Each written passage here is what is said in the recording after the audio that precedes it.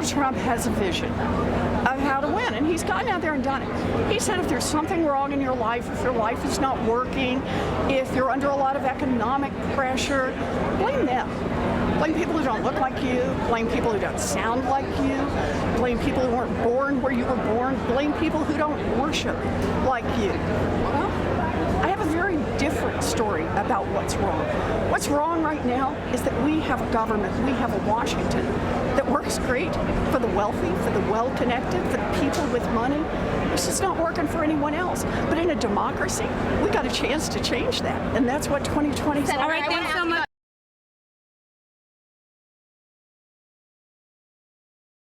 Here is the irony, and I hope everybody in America knows this. We right now in Detroit, Michigan. You and I can take a walk. In 15 minutes, we'll be in Canada. In Canada, when you have major surgery, which would cost hundreds of thousands of dollars in this country, in Canada, you don't take out your wallet. In Canada, you can go to any doctor you want, any hospital that you want. Meanwhile, in this country, we have over 80 million people who are either uninsured or underinsured, and that has everything to do with the fact that the drug companies and the insurance companies last year made $100 billion in profits.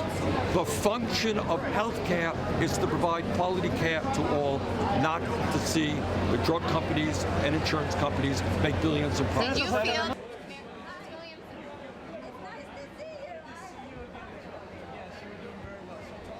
You know, how are you going to go tell people in my congressional district in Youngstown, Ohio, that they're working their rear ends off to provide health care for their families, that an undocumented person in the country is going to get free health care?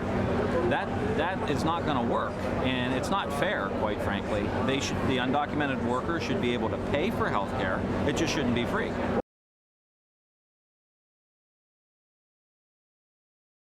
Look, I'm a capitalist. I worked in the private sector for 14 years, and I believe that you need a check and balance on capitalism. But that debate is not what people are talking to me about when I'm in Michigan or in Minnesota or in Iowa or Wisconsin. They want to know what's going to happen to their mom who's going into long-term care. And that has been this big elephant in the room as everyone relitigates the Affordable Care Act. We haven't been talking about long-term care or Alzheimer's or mental health or chemical dependency. None of those things have been discussed, and I'm really going to push for them on the next one.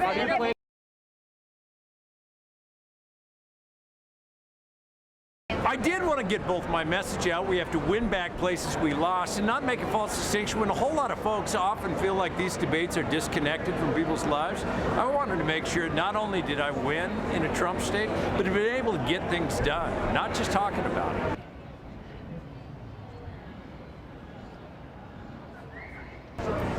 I will not criminally prosecute and will change the law to reflect this. Anyone seeking refuge or asylum or shelter in this country. But if we rewrite this country's immigration laws, give you a safe, orderly, lawful path to work a job here or join your family, if we help those countries in Central America that are having such a hard time, then I expect you to respect our laws. And we will reserve the right to criminally prosecute those who do not follow our laws or who try to defraud the government of the United States.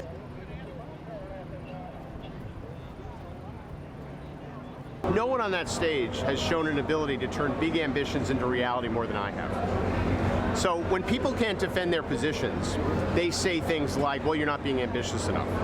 It would be like saying to John Kennedy when he called for us to put someone on the moon at the end of the century, or the end of the decade. Well, you didn't call for it to happen by the end of the year, so it's not a big enough idea.